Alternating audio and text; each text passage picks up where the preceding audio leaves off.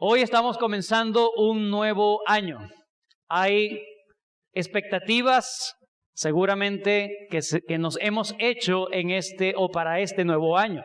Hay deseos, hay proyectos, hay ambiciones, pero todas estas cosas de seguro van a apuntar a algo.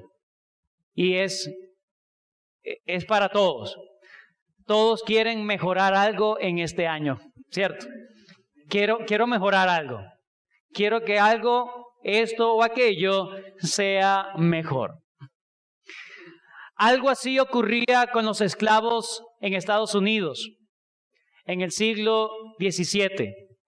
Sin embargo, un día como hoy, un 1 de enero del año 1863, se levantaron con una noticia que sería impresionante para todos los esclavos de aquella nación. Hoy, hace 160 años exactamente, se cumple desde que Abraham Lincoln, el presidente de Estados Unidos de aquel entonces, hiciera la proclamación de emancipación. Todos los esclavos tenían que ser liberados a partir de esa fecha. Eso, por supuesto, fue un anuncio oficial. Eso fue un mensaje que se dio por todo Estados Unidos. Estaban en plena guerra civil en Estados Unidos. Y aunque la verdad de esta historia es que fue una estrategia política para debilitar a los estados que se llaman los confederados, que estaban en guerra con los estados de la Unión, que estaban en esa guerra civil. Y esta proclamación realmente dio su fruto. Al final, 2 años después, se acaba la guerra civil en Estados Unidos, y esto fue muy importante para debilitar a los confederados. Pero aunque funcionó políticamente, estratégicamente, muchas personas, por supuesto, fueron beneficiados. ¿Cómo viviría un esclavo en Estados Unidos en 1862? ¿Cuál sería su expectativa para el siguiente año, 1863? Jamás esperaría que un 1 de enero se despertara con esa noticia: ahora ya no hay esclavitud. Y en 1865, 2 años después, oficialmente el Congreso de Estados Unidos otorga lo que es la 14ª enmienda, donde definitivamente se acaba con la esclavitud en Estados Unidos. Pero imagínense a estas personas que no tenían esperanza para cambiar su situación, que de la noche a la mañana cambie. Eso tuvo que haber traído mucha alegría, por supuesto. Sin embargo, a pesar de eso, de esa proclamación, de la 14ª enmienda y todos los beneficios que pudieron tener, la verdad es que el racismo, el desprecio, la segregación y la discriminación hacia esos antiguos esclavos no los hacía sentirse libres. Algunos, de hecho, siguieron siendo esclavos a honores. Preferían ser esclavos porque sus amos lo trataban mucho mejor que la sociedad en donde ahora ellos se iban a desenvolver. Alguien dijo lo siguiente: los negros permanecieron encerrados, o algunos, encerrados en un sistema, en un sistema de castas, de etiqueta de raza, tan rígido como cualquiera que había vivido en la esclavitud en la temporada anterior. Lo que un esclavo de Alabama había dicho entre sus dientes en algún momento cuando se le preguntó era lo que pensaban. Se le preguntó: ¿qué opina usted del gran emancipador? Hablando de Abraham Lincoln. ¿Qué opina usted del gran emancipador, cuya proclamación había dado entonces la vigencia de su libertad? Y este negro se expresó así: yo no sé nada en cuanto a Abraham Lincoln, excepto de que dicen que nos hizo libre, y tampoco sé nada de eso. No sé lo que significa la verdadera libertad. Qué triste para personas en esclavitud que ahora son libres, pero no experimentan la libertad. No experimentan lo que significa la libertad. Y ellos prefieren ser esclavos porque siendo esclavos de esos amos que los trataban con tanto amor, con tanta consideración, se sentían más libres que nunca. Se hacían esclavos por una sola razón, por amor. Los amos los trataban con amor, no todos, por supuesto, pero aquellos que los trataban por amor. En pocas palabras, hermanos, el verdadero amor produce esclavos. El verdadero amor produce esclavos. Y esta es la enseñanza que Dios quería darle al pueblo de Israel con esta ley en Éxodo y en Deuteronomio.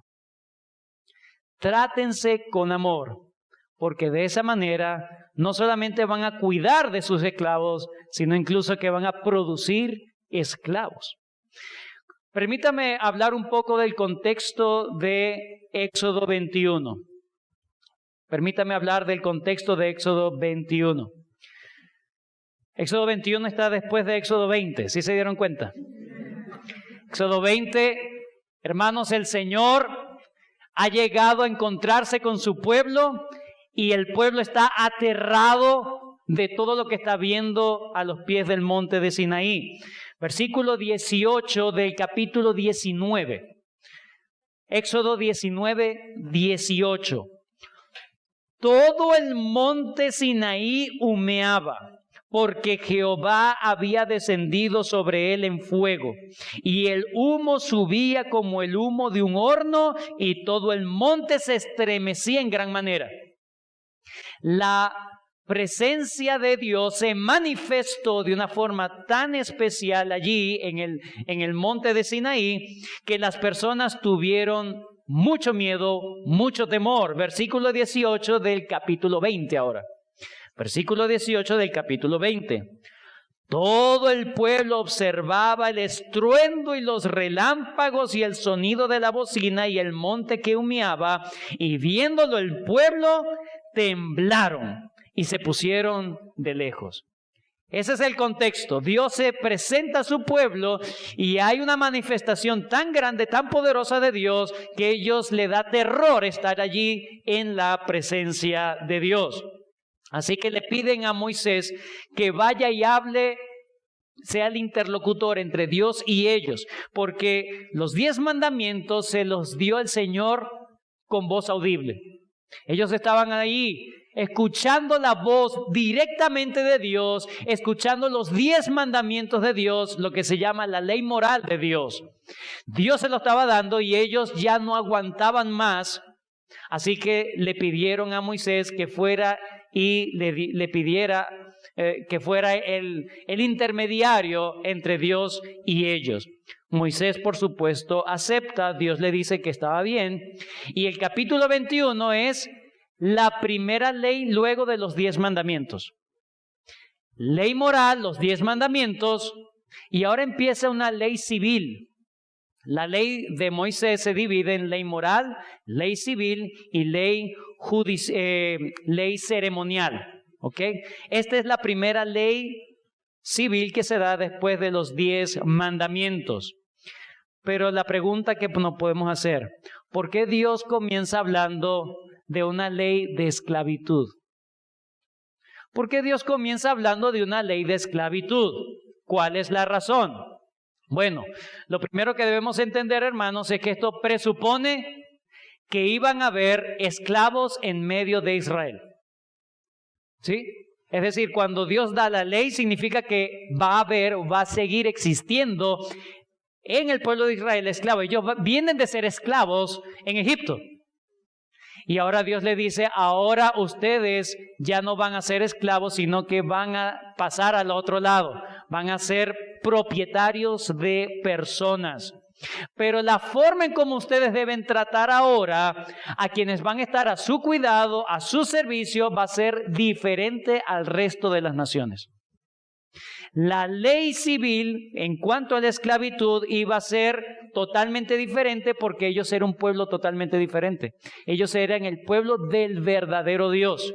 Y todas las leyes del verdadero Dios se deben ver en su ley civil.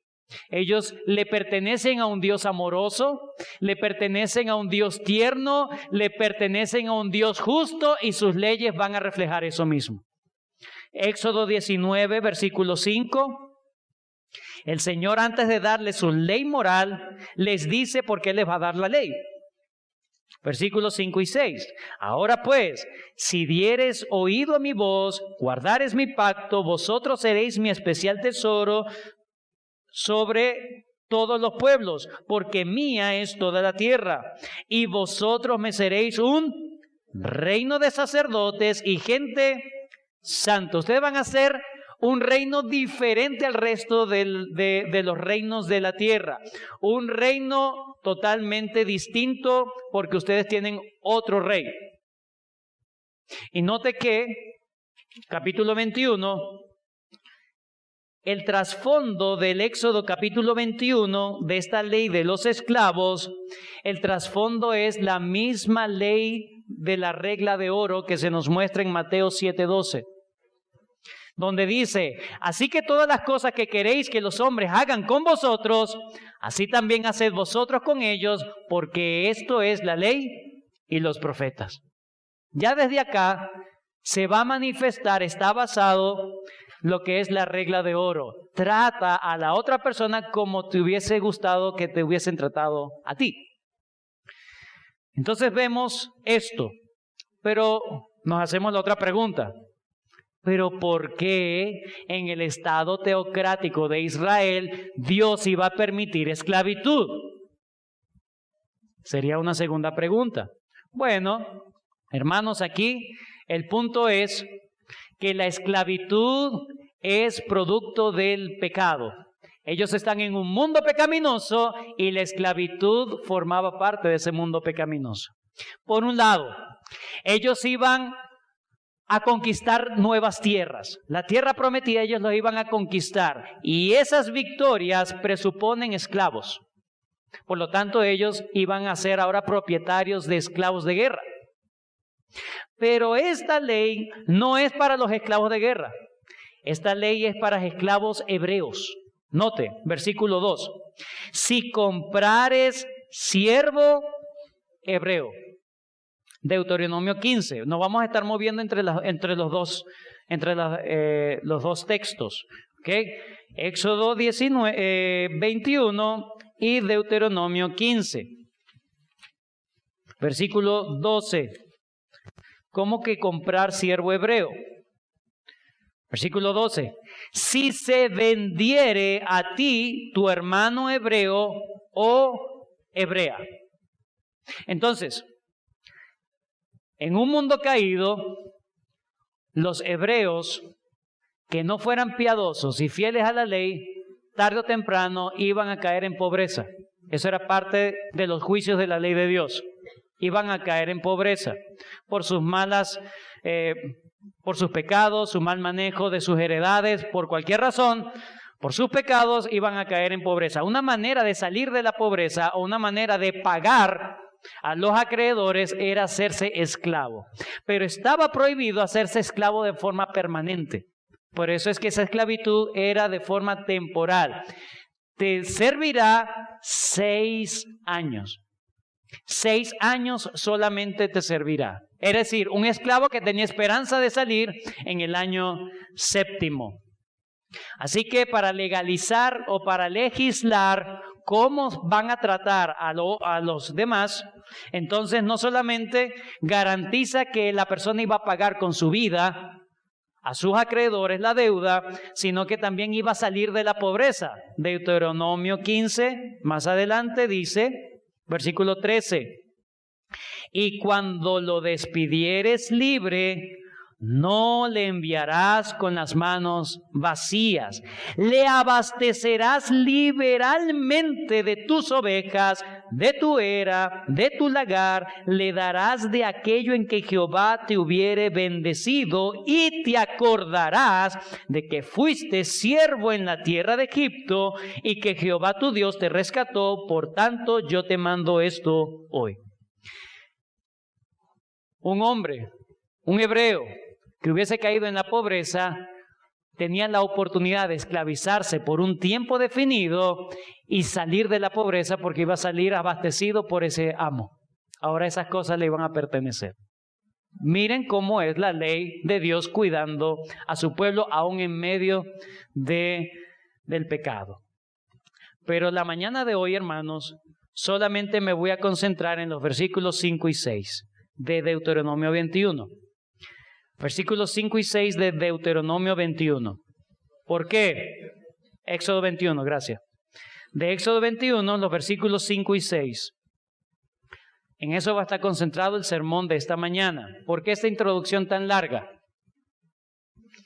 Hermanos, todo esto es necesario para que comprendamos lo trascendente que era esta ley para el pueblo de Israel y que va a ser para nosotros en la mañana de hoy. ¿Cuál es la intención de en esta mañana, hermanos? La intención es que podamos salir con una nueva expectativa para este nuevo año, hermanos. Una nueva expectativa para este nuevo año.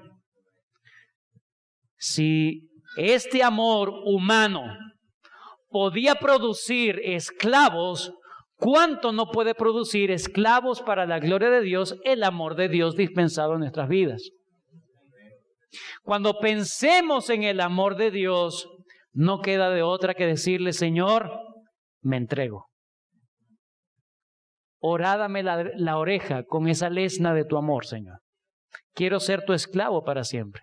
Que este nuevo año sea un año horadado por amor a Dios, entregado al amor de Dios, que sea una respuesta a todo el amor de Dios. Eso es lo que vamos a aprender en esta mañana.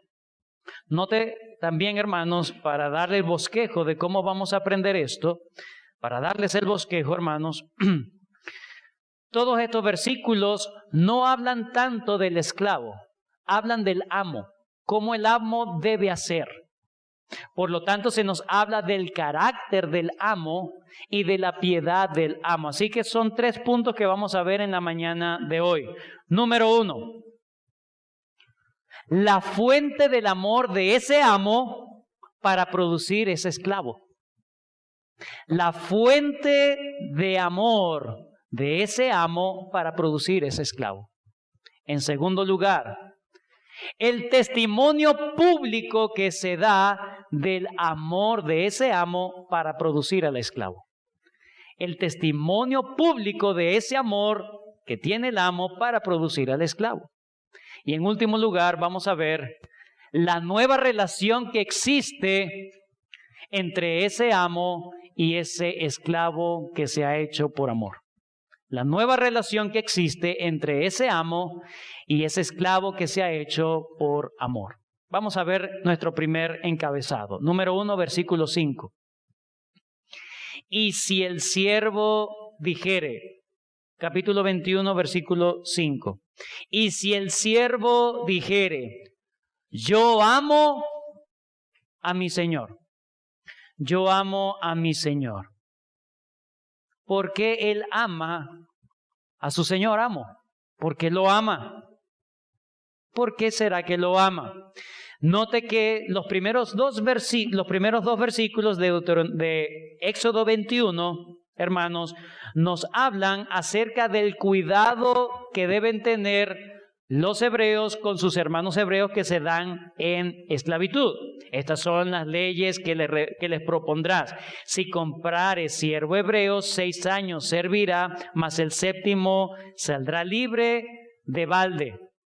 En Deuteronomio dice, no solamente de balde, sino que además le vas a abastecer, le vas a abarrotar con muchos bienes. Entonces nos habla en primer lugar del cuidado y la bondad que debe tener el amo con ese siervo. ¿Cómo debe ser el trato de ese amo con ese siervo? Y en los versículos 4 y 5 nos habla de la justicia con que se debe tratar ese amo a ese siervo. Versículo 4. Si su amo le hubiere dado mujer, ella le diere hijos e hijas, la mujer y sus hijos serán de su amo y él saldrá solo. Y si el versículo 4, él saldrá solo. le está diciendo básicamente, bueno, no leí el 3, si entró solo, saldrá solo. Si tenía mujer, saldrá él y su mujer con él. Es decir, como entró, va a salir. Ese era un estado de justicia. Entonces vemos los primeros versículos, el cuidado de Dios, y los otros 2 versículos, la justicia de Dios. Pero los versículos 5 y 6 nos habla de que si hay un esclavo que quiere ser esclavo de forma perpetua, porque a los hebreos no se les permitía esclavizarse de forma perpetua, porque precisamente Dios los sacó de Egipto, de la esclavitud. Pero él ama a su amo y quiere servirle perpetuamente. Entonces el versículo 5 nos dice, si el siervo dijere, yo amo a mi Señor. Este versículo entonces regula algo que podía ocurrir entre el pueblo de Israel. ¿Qué podía ocurrir?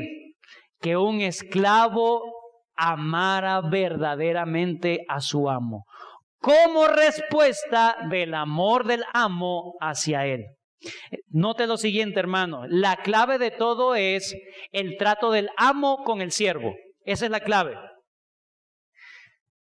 ¿Qué debe hacer un amo si ve que este hombre es muy trabajador, muy productivo, de mucha confianza? ¿Qué es lo que debía hacer el amo para quedárselo? Porque había muchas razones para que me sirviera, pero es un tiempo limitado. ¿Cómo hago? Tenía que tratarlo con amor. De un amor de tal manera que el siervo dijera, yo correspondo a ese amor. Tanto en Éxodo, hermanos, como en Deuteronomio, esa es la primera razón que se da. No es ni la familia. Note, versículo 5. Si el siervo dijere, yo amo a mi Señor, a mi mujer y a mis hijos, no saldré libre. Pero en Deuteronomio también se dice, yo amo a mi Señor y a mi mujer y a mis hijos. Piense en esto, hermanos. El versículo anterior, el versículo 4, si su amo le hubiere dado mujer y ella le diere hijos o hijas, la mujer y sus hijos serán de su amo y él saldrá solo. Podían haber esclavos que no les importara su esposa y sus hijos, pero ahí la razón principal de no estar allí era su amo. Yo los quiero tanto, pero los quiero menos, porque no me voy a aguantar a este hombre otra vez. No me lo puedo aguantar. Pero incluso si el amo buscaba chantajear al esclavo, diciendo, pero no quieres a tu mujer y a tus hijos, quédate conmigo. Siendo un amo malvado, la ley dice que este siervo debería dar un testimonio público de que ama a su amo. Y no solamente iba a dar un testimonio público de amar a su amo, sino que iba a recibir una marca dolorosa de eso. Si ese esclavo estaba dispuesto por amor a su familia, bueno, pero la ley decía, pero tienes la libertad de salir solo, no tienes deuda con nadie. Lo único que se interpondría, hermanos, entre este esclavo y su familia es precisamente el amo. Es lo único que se podía interponer. Por eso, este hombre debía recibir un trato tan hermoso, tan amoroso de este amo, que lo primero que debía tener en la mente es, ¿cómo voy a dejar yo a este hombre? Es la primera razón que la Biblia se le impone. ¿Cómo voy a dejar yo a este hombre? Tanta bondad que me ha hecho, ¿cómo lo voy a dejar? Dos características que tenían que estar presentes para que este siervo dijera, yo amo a mi siervo y estoy dispuesto a entregar mi oreja para ser horadada, para abrirle un hueco en señal de que yo le pertenezco. Dos características de este amor, hermanos. Número 1, no puede ser un amor cualquiera. Tenía que ser un amor diferente. Tenía que ser un amor muy grande. Tenía que ser un amor muy puro, sin hipocresía, que el esclavo no podía percibir que lo estaban manipulando. Este amor implicaba entonces un amor mucho más allá que el amor terrenal. El esclavo tenía que ver que era un amor verdadero. El esclavo tenía que sentirse libre siendo esclavo con ese amo. Y en segundo lugar, no solamente tenía que ser un amor muy grande, sino que sería un amor tan diferente, tan distinto, que no buscaba simplemente que esta persona se quedara con él. ¿Por qué? Porque esta persona tenía la oportunidad de decir, bueno, tú me has amado mucho, pero yo tengo la libertad de parte de Dios de no seguir contigo. El amo tenía que ser consciente que por más que amara a este siervo, el siervo tenía la última palabra. ¿Me voy o me quedo? Era un amor incondicional que tenía que dar. Este amo sabía que por más amor, este siervo podía jugar con él. Pero aún así, yo quiero quedarme a este esclavo. Tengo que tratarlo con amor a pesar de que me deje. A pesar de que me deje. Así que, hermanos, si un amo podía amar de esa manera incondicional, diferente, pura, necesariamente tenía que estar el amor de Dios en el corazón de ese amo. Necesariamente el amor de Dios se estaba evidenciando en el corazón de ese amo. Tiene que ser un amor genuino, un amor que sea capaz de dar sin esperar nada a cambio. En pocas palabras, hermanos, esta ley, yo amo a mi Señor, es una declaración de este amo, de este siervo diciendo, el amor de Dios está en mi amo y yo no voy a dejar ese amor. Yo soy recipiente del amor de Dios por medio de este amo. Entonces, esta ley no solamente presupone esclavitud en Israel, sino que presupone que habrían hombres de autoridad en medio de Israel llenos de la gracia y el amor de Dios en sus vidas, de tal manera que siervos se hacían esclavos por amor. Estos hombres serían capaces porque fueron amados primeramente por Dios.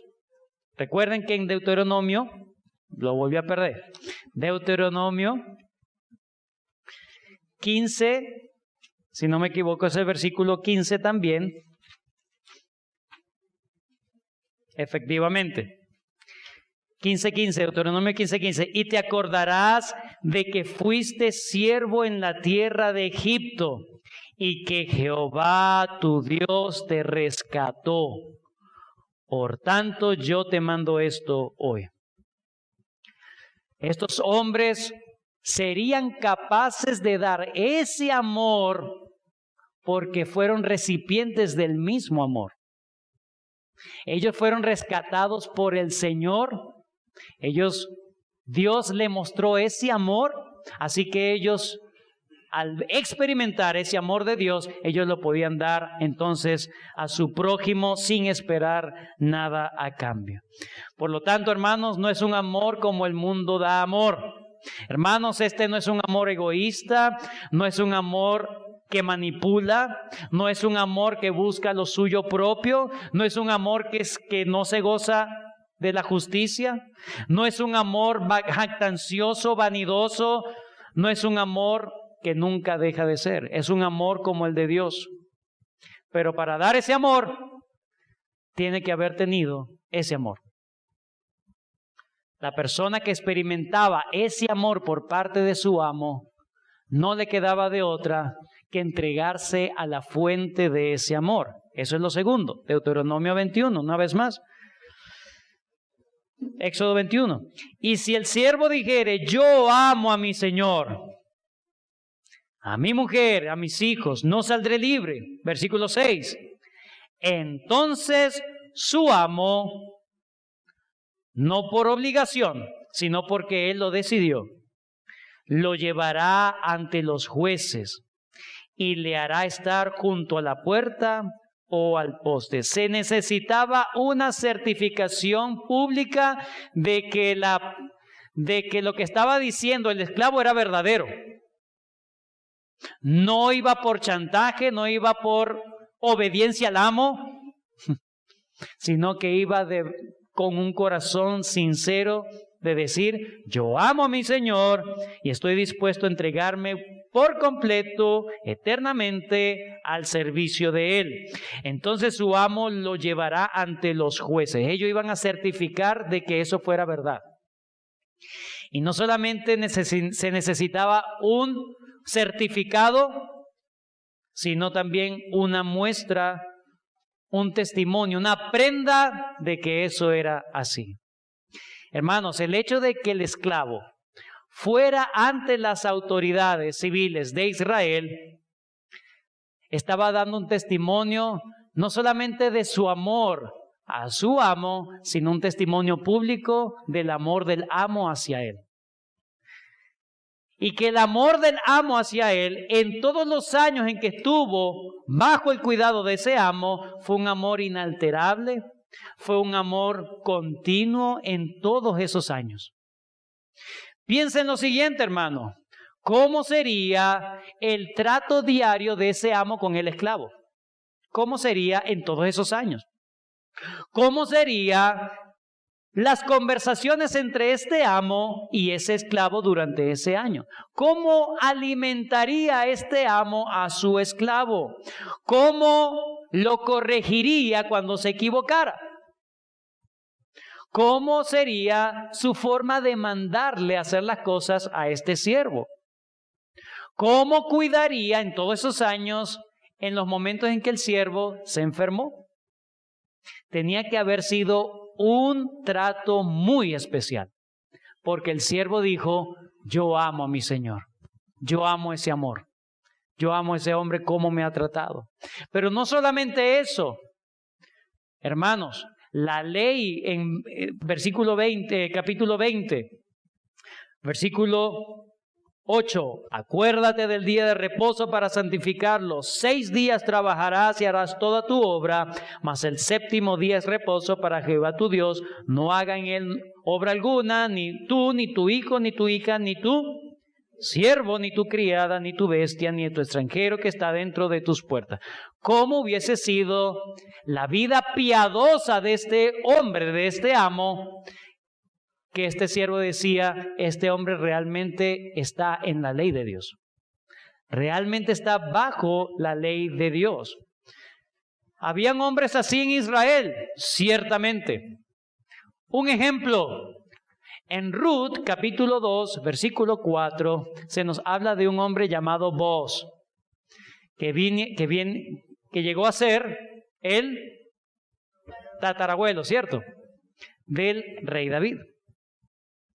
Y aquí que Booz, capítulo 2, versículo 4, Ruth 2, 4, y aquí que Booz vino de Belén y dijo a los segadores, Jehová sea con vosotros. Les dio una bendición a los que le estaban trabajando, los segadores. Jehová sea con vosotros. Y ellos respondieron, Jehová te bendiga. Mire esa relación cordial entre el amo y sus siervos. Lo vemos en este hombre llamado Booz.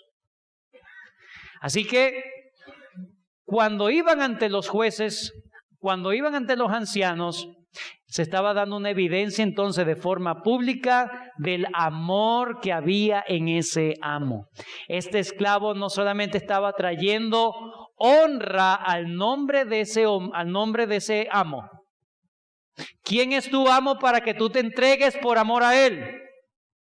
Se llama tal. Wow, ese es un hombre piadoso. Ese es un hombre donde la gracia de Dios está para amar a un hombre y que se entregue por amor a él. No solamente era un testimonio, una honra al nombre de ese amo, sino también era una respuesta recíproca a ese amor. Su deseo era renunciar a su libertad y a su salida de la pobreza. Eso es lo que estaba diciendo. Renuncio a mi libertad y renuncio a salir de mi situación económica para estar y servirle a ese hombre por siempre. Esta ceremonia de horadar o traspasar, hacer un hueco en el lóbulo de la oreja con una lesna, era doloroso. ¿Pero por qué ese órgano? Porque es el órgano que tiene que ver con la audición. Tiene que ver con la atención. Tiene que ver con la obediencia. Por un lado tenemos al amo que lo lleva y es el amo y su amo le horadará la oreja con lesna. Con ese instrumento para hacer el hueco. Es el amo que le iba a infligir ese dolor al siervo. Lo iba a llevar. Yo te amo tanto que te voy a hacer eso. Pero te voy a dejar esa marca. Porque es como si el amo estuviese reclamando ese oído es mío. Esa obediencia es mía. Esa atención perpetua va a ser para mí. Pero por otro lado, el siervo se está dejando horadar la oreja. Está diciendo, no lo estoy haciendo para obedecerte, lo estoy haciendo porque quiero obedecerte. Anhelo obedecerte. Entrego mi oído, mi atención, mi obediencia por completo porque lo quiero dar. No por una obediencia, simplemente por amor. ¿Cuánto vale la libertad de un ser humano, hermanos? ¿Cuánto vale la libertad de un ser humano? Este hombre estaba renunciando. Era más valioso el amor de ese hombre que su libertad. Era más valioso el amor de ese hombre que todos los beneficios que podía agarrarle a ese hombre cuando saliera. Esta marca, hermanos, era entonces una señal que siempre le recordaría al esclavo de que su amo lo amó mucho y que él no tuvo otra respuesta que entregarse. Le recordaba al amo que todo su amor lo había dispensado en este esclavo. Pero también era un testimonio a la sociedad en general de que había amor divino en medio de Israel. Se estaba manifestando el amor de Dios en medio de hombres piadosos en Israel. Y por último, hemos visto en primer lugar,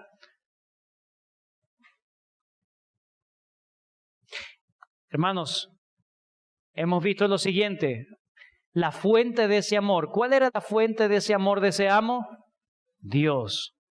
Era un hombre piadoso. Era un hombre que amaba a Dios, que había sido recipiente, objeto del amor de Dios cuando lo sacó de Egipto. No puedo dar lo que no tengo.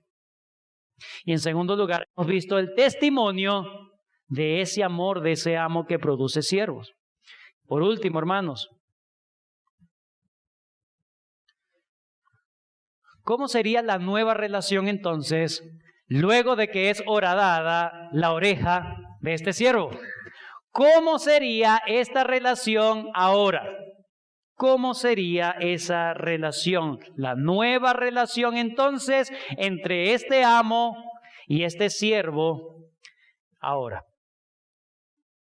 Versículo 6. Y su amo le horadará la oreja con lesna y será su siervo para siempre. ¿Por qué me hiciste esto? Tú sí eres malo. Me engañaste. No, era lo que requería la ley. El siervo sabía las implicaciones de su decisión. Sabía que era su amo quien le había infligido eso, pero era para marcarlo por amor. Pero ahora es un esclavo para siempre. Imagínense cómo se despertaría al día siguiente. Su situación había cambiado totalmente. Antes tenía esperanza de ser libre algún día. Ahora esa esperanza él renunció a ella. Antes servía porque no le quedaba de otra. ahora ¿cómo va a servir? Si él decidió voluntariamente servir. Antes podía decir, bueno, en algún momento saldré de la pobreza. Ahora todo ya no me pertenezco a mí, ahora le pertenezco a otro. Imagínese cómo sería entonces el grado de confianza entre estos dos hombres, entre el amo y el esclavo. Seguramente la confianza se incrementaría. El amor seguramente se incrementaría porque está viendo la señal. Sí, yo te he tratado así, lo voy a seguir haciendo. Aumentaría. El servicio a su amo sería más excelente todavía.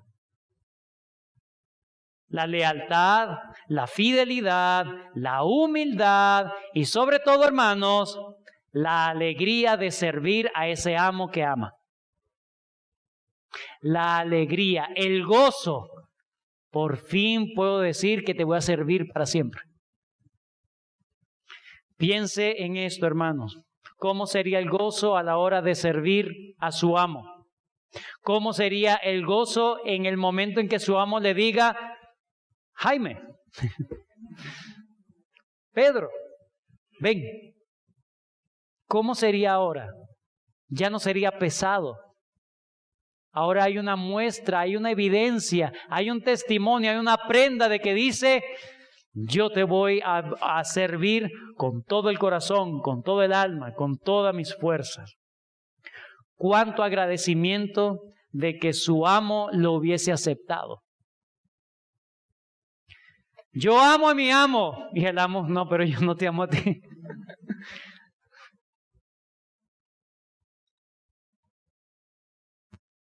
Me aceptaste porque en la cultura judía, ser un siervo era ser parte de la familia. Los siervos en Israel eran totalmente diferentes a un siervo en otro lado del mundo. Las leyes eran mejores. Pero aquí, ¿cómo sería entonces el nuevo trato, la nueva relación? Más vigoroso sería el amor que comenzó y que se va a incrementar entre ellos.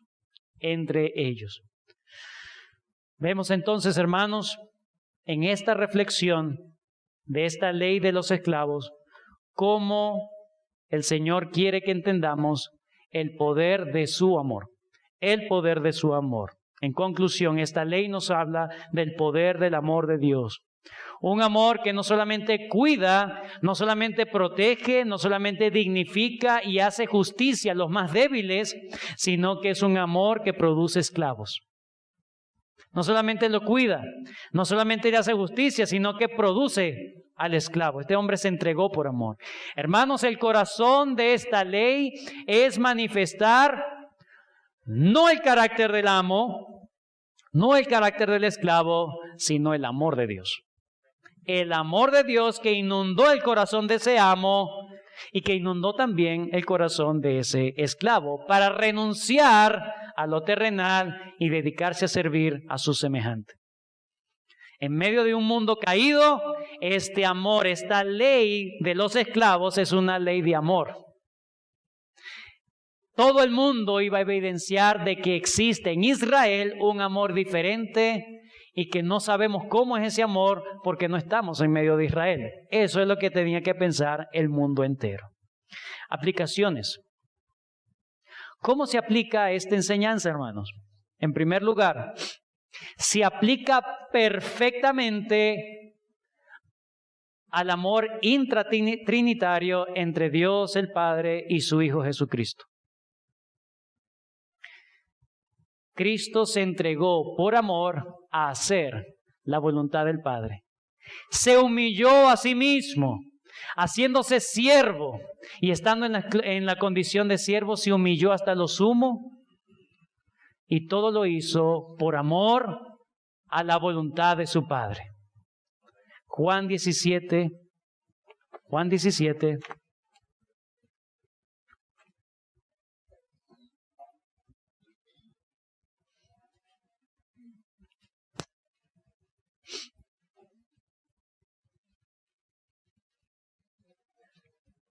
Versículo 4. Yo te he glorificado en la tierra, he acabado la obra que me diste que hiciese. Ahora pues, Padre, glorifícame tú al lado tuyo con aquella gloria que tuve contigo antes que el mundo fuese. He manifestado tu nombre a los hombres que del mundo me diste, tuyos eran y me los diste y han guardado tu palabra. Aquí el Señor está diciendo, Señor, ya he acabado la obra que me diste que hiciese. El Señor Jesucristo fue horadada sus manos y sus pies, hermanos, como señal de que Él era obediente a su Padre Celestial. Se hizo siervo por amor a su Padre Celestial. En primer lugar, pero también se aplica, hermanos, al amor entre Cristo y la iglesia. Cristo se entregó por su iglesia. ¿Y cómo debe responder su iglesia? En Efesios capítulo 5 se nos dice, la mujer casada debe estar sujeta a su marido. ¿Por qué? Porque Cristo se entregó por su iglesia, así la iglesia debe estar sujeta. Esa es la respuesta lógica necesaria del amor de Cristo. Cuando se ve el amor de Cristo, la iglesia solamente se entrega a hacer la voluntad de Cristo. Solo los verdaderos cristianos, hermanos, solo los verdaderos cristianos saben lo que es el amor de Cristo y se entregan a ese amor. Y cumplen lo que dice en Romanos capítulo 12, versículo 1. Romanos capítulo 12, versículo 1.